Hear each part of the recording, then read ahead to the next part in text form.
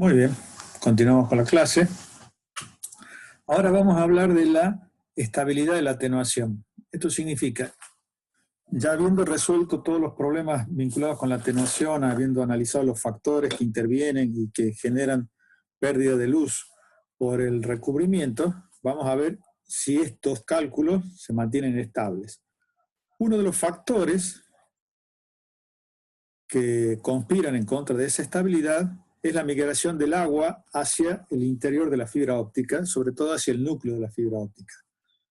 Pero del componente del agua que nos interesa mucho es el hidrógeno monoatómico, que se desprende cuando el agua reacciona con el núcleo de la fibra óptica. Y también existen otras fuentes de ese hidrógeno monoatómico, como son los polímeros, degradación de metales, corrosión galvánica y bacterias acelógenas. Estas bacterias acelógenas están presentes en la descomposición de materia orgánica. Eso quiere decir que donde hay basura hay muchas bacterias acelógenas y producen hidrógeno monoatómico. Esto implica que si ese hidrógeno monoatómico migra hacia el interior de la fibra, ya sabemos que puede generar bandas de absorción donde antes no existían. Y la migración de agua hacia el interior del núcleo de la fibra puede generar microdeformaciones. Entonces, lo que se hace para evitar que el agua migre y en definitiva el hidrógeno monoatómico migre hacia el interior de la fibra es embeber a las fibras, tomamos en cuenta el núcleo y su recubrimiento hasta llegar a 125 micras, y luego viene el revestimiento externo. Ese revestimiento externo es una estructura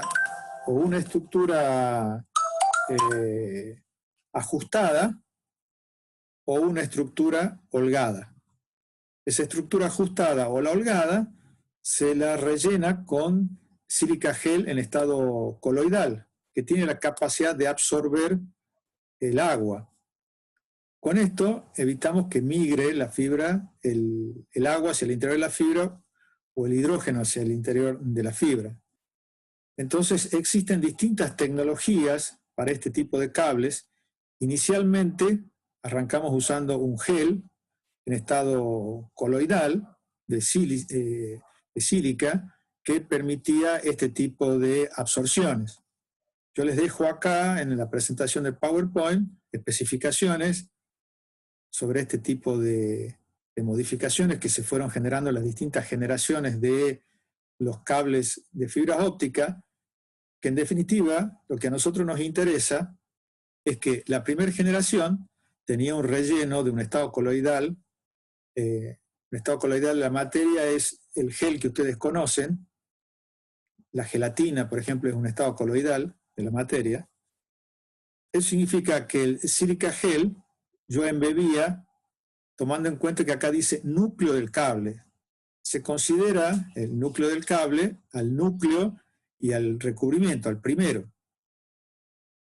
Y luego vienen los revestimientos. Entonces, índice de refracción del núcleo, índice de refracción del recubrimiento es lo que nosotros entendemos como conductor de fibra óptica, es decir, donde en el núcleo reflexión total interna se refleja en el recubrimiento. Perfecto. Ahora, a eso se le suma,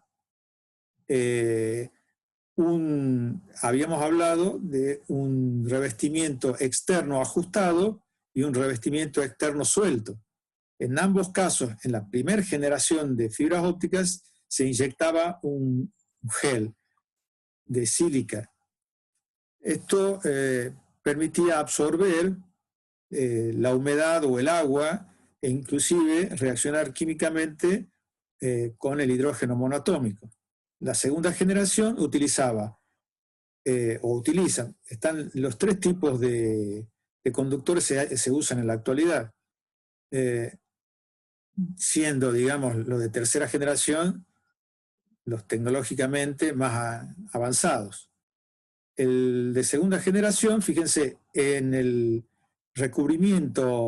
primer recubrimiento externo, o revestimiento externo, como lo quieran denominar, usa hilos o cintas hidroexpandibles. Ya no es un gel, sino es un sólido. Son pequeños filamentos que se expanden y absorben la humedad. Inclusive algunos cambian de color.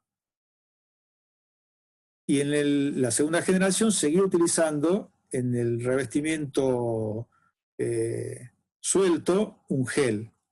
Y el tercero es totalmente seco. Usa en ambos recubrimientos las cintas o hilos hidroexpansibles. Esto permite agilizar notablemente el empalmado de las fibras.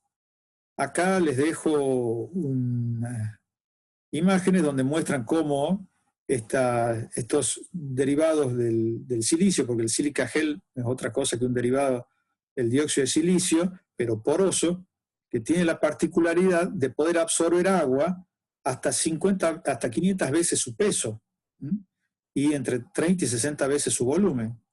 Entonces, con una muy poca cantidad de este elemento material poroso, absorbo toda esta cantidad de agua, y luego queda en un estado coloidal.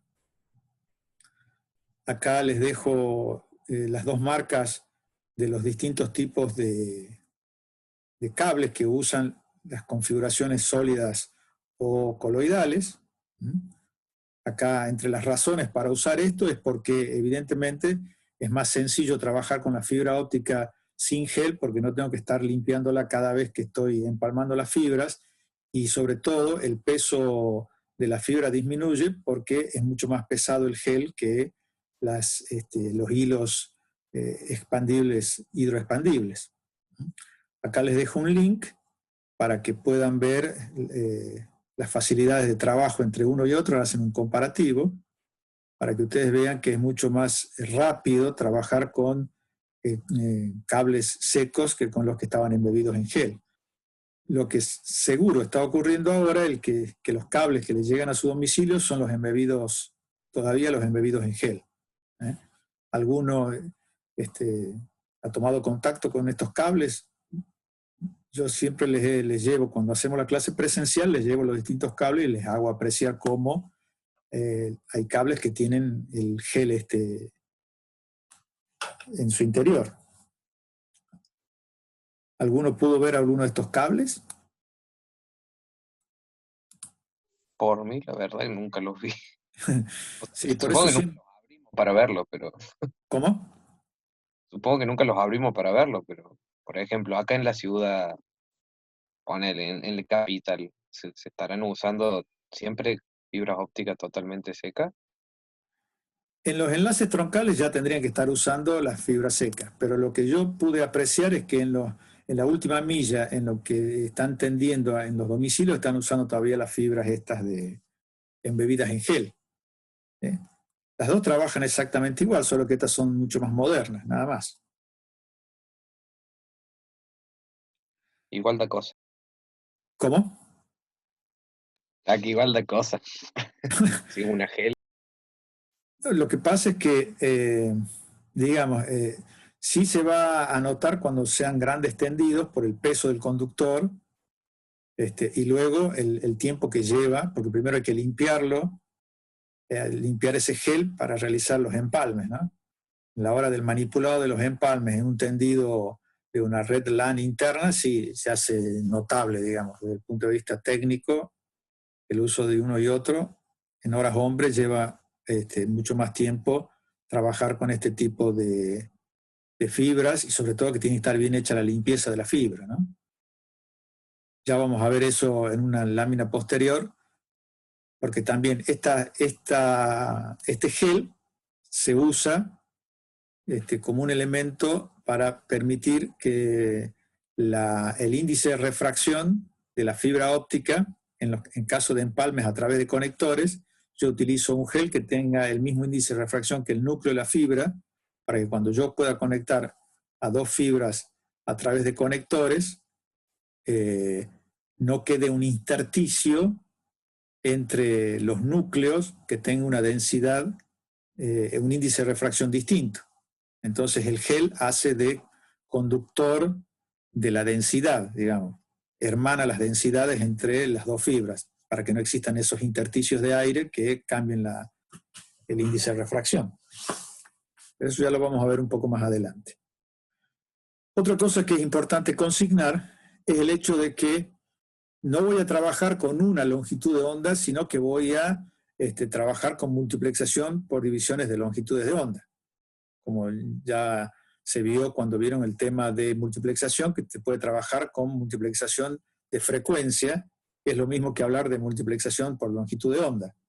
Entonces, a través de una fibra óptica, no envío solamente una señal con una longitud de onda, sino que voy a enviar distintas longitudes de onda y las voy a recuperar a la salida de la fibra. Y hay que acordarse de que cada una de estas longitudes de onda representa una señal y que yo sé que desde el punto de vista de la tecnología no emito una longitud de onda, sino que esto tendría que ser un incremento lambda 1, incremento lambda 2, incremento lambda 3.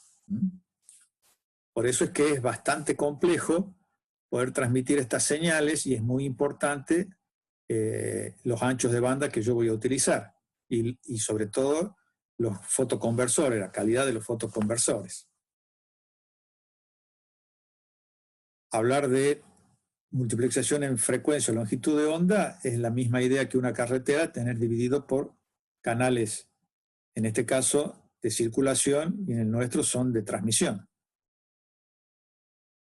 Bien, vamos a ver ahora cómo se realiza el empalme de las fibras ópticas y los conectores que utilizamos para empalmar las fibras ópticas. Aquí es donde vamos a hablar de las distintas formas, ¿sí? La idea es que yo logre que estos planos de separación sean totalmente acoplados en forma paralela. Existen algunos sistemas de acoplamiento que usan lentes de acoplamiento para mejorar este tipo de acoplamiento de señales. Después tenemos que este plano de separación, cuando yo voy a unir a través de, ya sea a través de un conector o voy a realizar una fusión de la fibra, o algunas también se pueden pegar algunas fibras, fíjense que estos planos entre sí tienen que ser perfectamente paralelos. De lo contrario, quedan intersticios que traerían problemas a la hora de la variación de la densidad del índice de refracción del núcleo. Entonces, fíjense que acá podemos tener tres problemas a la hora de empalmar dos fibras, ya sea a través de conectores o al unirlas. Que los ejes de simetría estén descentrados, y acá estamos hablando de micra, millonésimas partes de un metro. Acuérdense que el núcleo de una fibra, por ejemplo, monomodo, tiene entre 6 y 9 micrómetros. Entonces, se pueden dar estas pequeñas diferencias. Luego, que tenga un ángulo más allá del ángulo de aceptación. ¿Se acuerdan del ángulo de aceptación que habíamos hablado? Y otra es que quede una cierta distancia, a niveles también de décimas de micra, entre los dos conductores ópticos. Por eso es que ustedes van a ver que habitualmente los conectores traen un gel, y ese gel lo que hace es embeber estos intersticios con el mismo índice de refracción que el del núcleo, justamente para mejorar la conductividad óptica del conductor. Ahora, eso significa que cada vez que yo lo conecte o desconecte a la ficha esta, al conector, yo pierdo la capacidad de este gel que embebe la unión. Por lo tanto, voy a poder realizar una o dos desconexiones. Ya vamos a ver, hay una imagen que muestra cómo se ve esto a través de una lente. Acá vemos los distintos tipos de conectores que voy a hacer uso en los distintos tipos de fibras ópticas. Habitualmente este tipo de conectores se utiliza en las fibras ópticas multimodo, y este tipo de conectores, que son mucho más estrictos en cuanto a su anclaje, para las fibras monomodo, porque ya sabemos que el núcleo de la fibra multimodo es de mucho mayor diámetro que una monomodo. Por lo tanto, anclajes de plástico tienen cierta movilidad que no es admisible para una fibra monomodo. Por eso los anclajes son metálicos, algunos a rosca y otros a bayoneta. Aquí es donde nosotros, para poder observar qué ocurre con el núcleo de la fibra a la hora de querer empalmarla, o a la hora de ver cómo está el conector. Si estoy haciendo uso de alguno de estos conectores, significa que el núcleo está rodeado por lo que se denomina una férula, que genera un anclaje mecánico para que la fibra no sufra ninguna deformación, y yo al observarlo con un microscopio portátil, yo puedo ver si hay polvo, si hay líquidos, residuos secos, o la grasitud de las manos, que también, fíjense que, claro, en el orden de las micras, el líquido puede ser muy perjudicial porque puede variar notablemente el índice de refracción del núcleo. Por eso vemos que los conectores son bastante complejos, sobre todo los que se usan en fibras monomodo. Acá tenemos esta férula que es de material cerámico, que le da rigidez a la fibra que va por su interior, que evita que exista algún tipo de flexión o modificación de su estructura. Y este es el famoso tapón protector, que contiene el gel taponante con el índice de refracción, el mismo índice del núcleo de la fibra óptica. Habitualmente cuando tenemos las clases presenciales, yo les llevo estos conectores, les muestro el gel, cómo efectivamente está presente, y las fibras ópticas las pelamos en clase para que ustedes puedan apreciar ese gel que está presente en las fibras de la primera generación. Acá hay un video que muestra el empalme de dos fibras.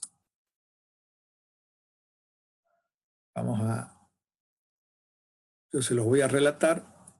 Fíjense cómo esta es una funda termorretráctil, porque vamos a empalmar la fibra óptica a través de fusión molecular.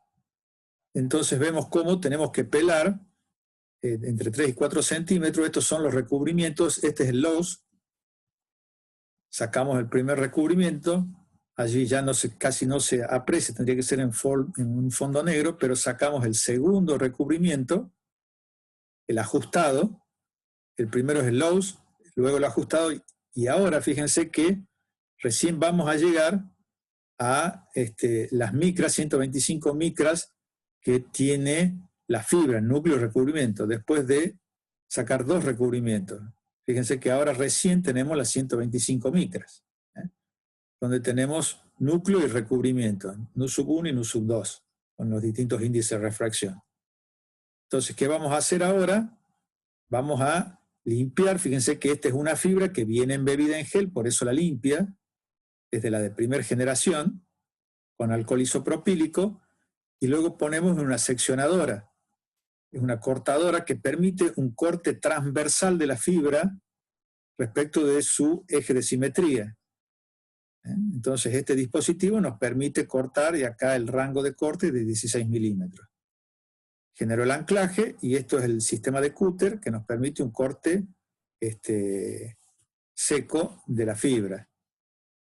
Entonces ya tengo la primera fibra pelada, limpia y cortada, con un corte a 90 grados, que esa es la idea, para poder inyectarla, presentarla en la fusionadora, porque lo que vamos a hacer aquí es fusión molecular. Por lo tanto, con un arco voltaico vamos a descargar gran cantidad de energía para fundir el núcleo de la fibra óptica.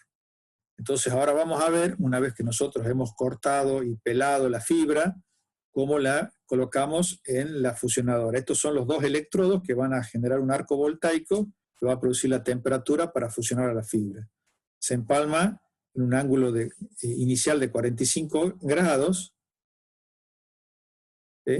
Fíjense que ya tenemos a las dos fibras, se aproximan los electrodos, pero queda un intersticio que después estos dispositivos se acercan, microcontrolados, y nosotros vamos a poder observar a través de una lente. Fíjense cómo están próximas. Ahora las va a aproximar el dispositivo con un sistema de motores paso a paso, el arco voltaico, y fusionó. Y acá mide la pérdida. Si está en el orden de los 0,1 dB, es aceptable, pero si tiene una pérdida mayor hay que volver a cortar la fibra, pelarla, etcétera, para volver a realizar la fusión. Ahora fíjense que lo que hago es saco la fibra, ya queda unida, ahí se ve la unión, pongo la funda termorretráctil, que también con la temperatura va a generar un gel taponante que va a permitir que no migre el agua hacia el interior, lo mismo que la humedad. Entonces esa parte de atrás tiene un horno, un microhorno, que va a llevar a esta funda termorretráctil a los 175 grados de temperatura. Una vez que llega a esa temperatura, se enfría hasta los 120 grados y luego se lo saca de este anclaje que tiene la fusionadora y se lo pone en otro anclaje externo para que termine de enfriarse y yo puedo seguir fusionando las fibras. Esta es una fusionadora de calidad media dentro de los tipos de fusión.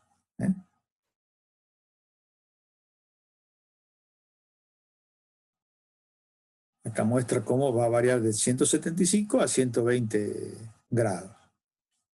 Una vez que enfría lo suficiente, pero sigue estando a 120 grados. Entonces tiene que llegar a la temperatura ambiente enfriándose externamente. Pero ya la fibra está fusionada.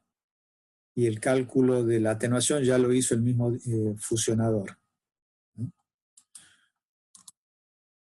Acá hay otro video que muestra las características de la fibra óptica. Estos les voy a poner los links de estos videos para que los puedan ver.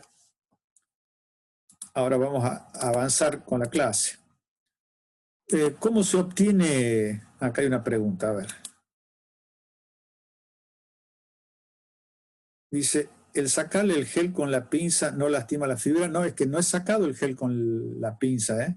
El gel lo saqué con ese paño embebido en alcohol isopropílico. Lo que saqué con la pinza que tiene una muesca ya calibrada para el diámetro. Fíjense que se utilizó distintas partes de esa pinza porque cada muesca está calibrada para un diámetro. Lo que saca son los distintos recubrimientos secundarios que posee la fibra. Hablamos de núcleo, recubrimiento, y esto ya es las dos componentes de la fibra óptica, y luego vienen los revestimientos, primario, secundario, terciario. A esos recubrimientos, revestimientos, también se los llama recubrimientos. Entonces, distintas bibliografías lo van a encontrar, o distintas hojas de datos lo van a encontrar como revestimientos o recubrimientos. Entonces, lo que hacen es sacar los distintos revestimientos secundarios y tienen una muesca que le permite sacar esos revestimientos sin lastimar a la fibra óptica. Y el gel lo sacan con ese paño con alcohol isopropílico que vieron en un momento determinado. ¿Ahí se aclaró, Franco? Porque me preguntaba Franco a través del chat. Sí, acá me dice que sí. Perfecto. Entonces seguimos adelante. Acá hay otra pregunta por el chat. Dice aquí Ariel, me dice que cree que tiene una fibra óptica en su poder. Cuando le instalaron el módem de Claro, hace unos años, me dejaron el cable. Bueno, lo que podés hacer es pelar el cable y fíjate que cuando encuentres el núcleo del cable, no de la fibra óptica, sino del cable, vas a encontrar, seguramente será de color naranja, que son los cables multimodo. El código es naranja para el multimodo y amarillo para el monomodo. Y cuando saques esa vaina de plástico, con mucho cuidado, vas a encontrar ese gel, si es que es de la primera generación. De lo contrario, vas a encontrar unos filamentos muy, muy, muy delgados que los vas a tener que ver con una lupa. Y lo que sí podés experimentar si tenés cables de segunda o tercera generación es someterlos al agua y vas a ver cómo. Hay dos o tres marcas. Una cambia de color, marcando la presencia de agua y se pone de color rosado. Estos filamentos se ponen de color rosado. Bien.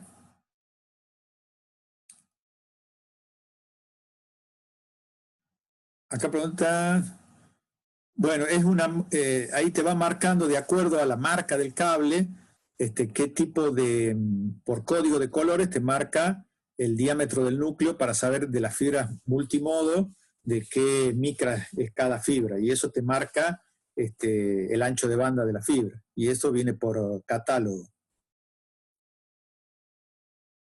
Esto me pregunta Ariel, que dice que tiene si la vaina dentro del cable es de color celeste. Ahí está, ahí me dice bien, gracias, perfecto. Seguimos entonces con la clase. Bien, la obtención del cuarzo, nosotros decimos dióxido de alta pureza. ¿Cómo se obtiene? Por tetracloruro de silicio más oxígeno a 1700 grados, obtengo el dióxido de silicio más cloro como subproducto de esa reacción química. Luego, esta preforma, obtenida a partir del tetracloruro de sodio, la someto a calor y la hago pender con la acción de la gravedad, y eso después lo voy traccionando hasta obtener el hilado de la fibra óptica. El hilado de la fibra óptica. Yo les voy a poner en videos, el link a videos para que vean cómo se realiza la producción de estas fibras ópticas. De todos modos, si ustedes ponen producción de fibras ópticas, los van a encontrar en muchísimos videos que ya hay en internet que muestran cómo se realiza. Yo tengo acá para mostrarles, pero a través de la plataforma Zoom el audio no sale en buenas condiciones. Y demoraríamos también la clase en algo que ustedes lo pueden ver en forma independiente.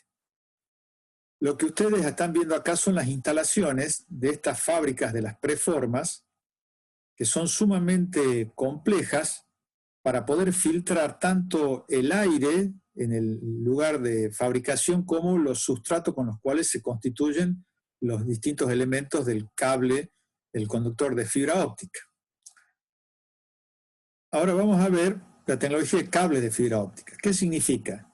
Que yo voy a proteger en definitiva la fibra, que es dióxido de silicio, que es vidrio, y en algunos casos son polímeros derivados del petróleo.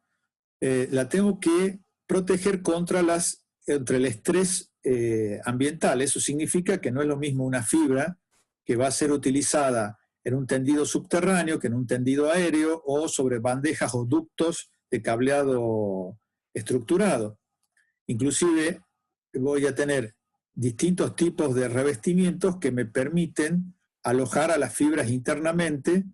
Inclusive algunos cables poseen conductores metálicos de cobre para poder alimentar a los sistemas de amplificación de la señal de luz, porque cuando yo tengo grandes tendidos, tengo amplificadores para los fotoconversores y los tengo que alimentar de tensión, y lo hago a través de estos conductores de cobre. Entonces voy a tener distintas tecnologías que me van a permitir solucionar los problemas a los cuales estoy sometiendo al conductor de fibra, y cuando hablo conductor o cable de fibra óptica es a toda la estructura, no solamente al núcleo de recubrimiento, sino a todo lo que yo he generado para poder transportar la fibra sin que sufra daños por el estrés externo. Y el estrés externo está vinculado con la cizalladura, que es el intento de corte, la tracción, la flexión, para no superar los ángulos de flexión. Algunos traen mallas protectoras, traen estos hilos de Kevlar que permiten una mejor flexión del conductor de fibra. Acá los vemos en mayor detalle. Inclusive algunos tienen armaduras externas que, si esto es para un tendido subterráneo, puedan resistir algún tipo de impacto. Inclusive vienen uno en contra de roedores. Estos son para tendidos aéreos que tienen un alma de acero, del cual tracciono yo la fibra y quedan pendidos en una catenaria cuando tengo dos anclajes entre dos postes. Entonces vamos viendo los distintos tipos de conductores de fibra óptica. Ahora veamos el tema vinculado con los tendidos.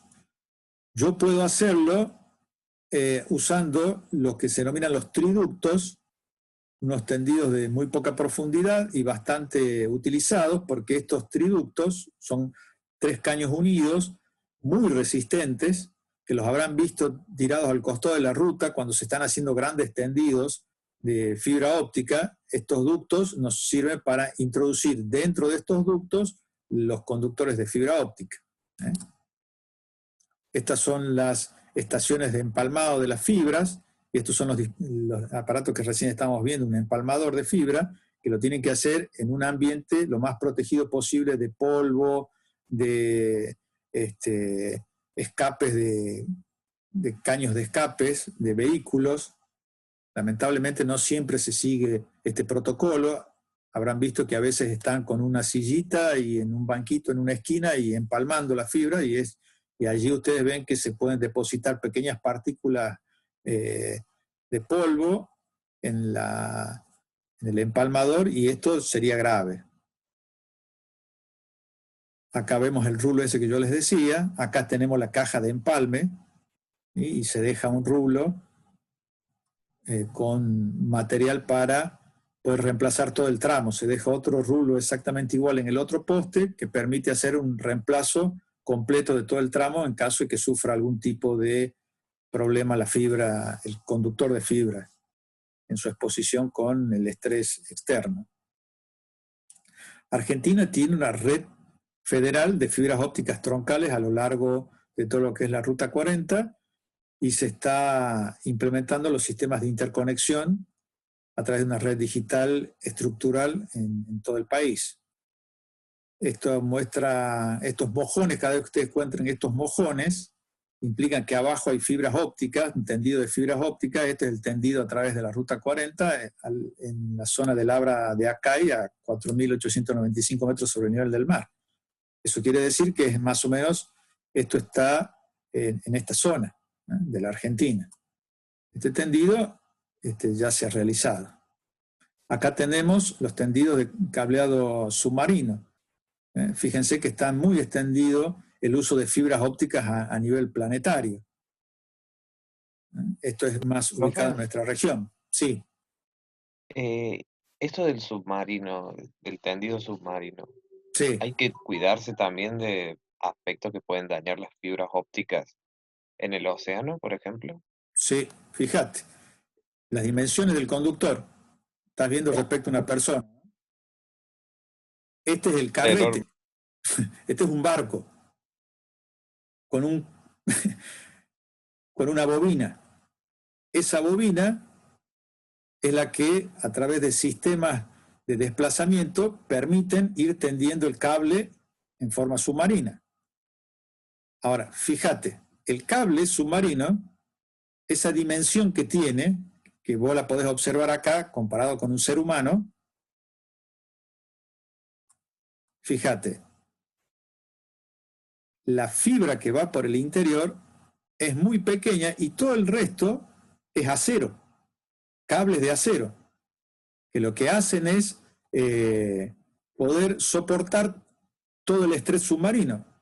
Acordate que esto está tendido sobre el lecho submarino, y acá hay fallas y hay capas tectónicas que se mueven y que pueden afectar al cable. Estos duran 25 años, nada más. A ver, acá hay unas preguntas por el chat. Dice, a mayor profundidad mayor tiene que ser el recubrimiento por la misma presión del agua. Exacto, esto es lo que pregunta Micaela. Bueno, acá Micaela, fíjate que esta imagen que te estoy mostrando es justamente estos recubrimientos, ¿no?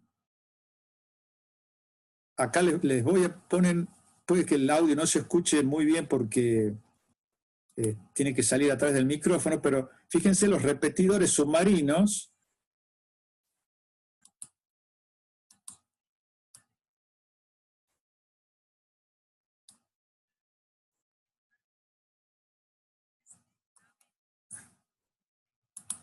¿Están escuchando medianamente bien el audio? Creo que no se escucha nada. Ahora lo voy a poner. Avísame si lo escuchas bien, si no, yo se los voy relatando. Pongo el audio ahora.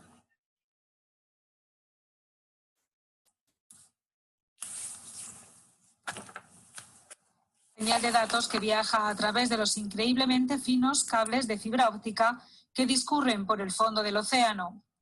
Aunque Los satélites fueron muy utilizados en el pasado. Actualmente, el 99% del tráfico de datos transoceánico viaja por cables. Se encuentran a unos 8 kilómetros de profundidad y pueden cubrir distancias de hasta 13.000 kilómetros. Con un peso de entre 200 y 700 kilos, la separación entre repetidores es de entre 40 y 100 kilómetros a fin de impulsar la señal y comprobar su integridad. Algunos de estos repetidores tienen forma de Y y sirven como ramales en las redes submarinas. Otros albergan sismógrafos y detectores de presión para detectar terremotos y tsunamis. Para soportar las enormes presiones de la profundidad durante 25 años, la electrónica de los repetidores se instala en carcasas de aleación de berilio-cobre selladas mediante soldadura por haz de electrones. Cada carcasa se pule con cuidado en una sala limpia, se marca con un número de identificación antes de probarla y luego se envía a una fábrica de cableado. Aproximadamente 20 empresas suministran los principales componentes del repetidor y alrededor de 80 trabajadores de la planta de NEC fabrican un promedio de 40 repetidores al mes. Compañías de Internet como Google y Facebook han estado invirtiendo en cables submarinos y según aumenta la demanda, también lo hace la capacidad. A día de hoy es de 100 gigabits por segundo por par de fibra. Eso es el equivalente a 2100 DVDs por segundo. NEC forma parte de un consorcio en el que también está Google, que trabaja en un nuevo sistema de cableado más rápido entre Japón y Estados Unidos. Con 6 pares de fibra y 100 longitudes de onda, tendrá una capacidad de 60 terabytes por segundo cuando entre en funcionamiento en 2016. Tal y como lo describe Google, es cerca de 10 millones de veces más rápido que el cable módem y un hilo más en la creciente red submarina que hace que Internet sea más rápido. Es un reportaje de IDG News Service. Bueno, ahí pudieron justamente ver de lo que estábamos hablando, ¿no? No sé si quedó claro ahí. Claro, sí. Bien, y aparte, Sí, o sea, fíjense que hablo de 100 longitudes de onda. Quiere decir que está multiplexando 100 canales, ¿sí? O sea que todo ese cable es solamente para llevar 12 fibras. 12 fibras ópticas, 6 pares de fibras ópticas. O sea, estamos hablando de 1200 canales de comunicación a 100 longitudes de onda por fibra. Entonces, ahí empezamos a observar la complejidad de lo que venimos analizando, ¿no? Ahí vemos las dimensiones, a todo lo que tenemos que enfrentar cuando tendemos cables submarinos.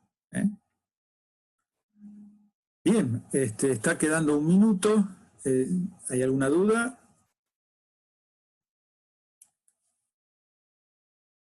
Yo lo que voy a hacer es mandarles los links para que vean algunos videos sobre la producción de las fibras.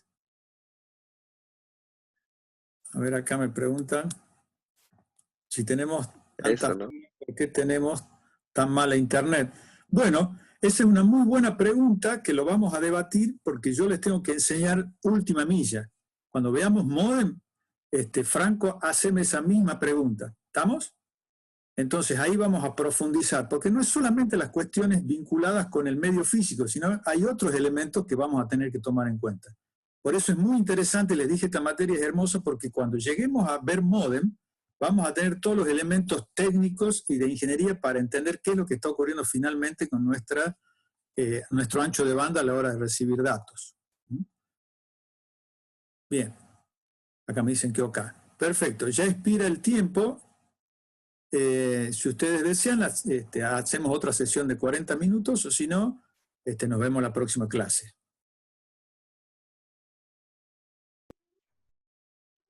Creo que por el momento. Bueno, se me hace que está bien por el momento. Perfecto. Entonces, nos vemos en la próxima clase.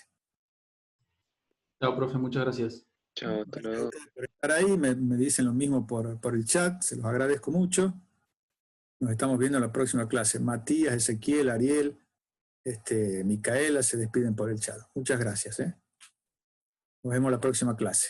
Hasta luego.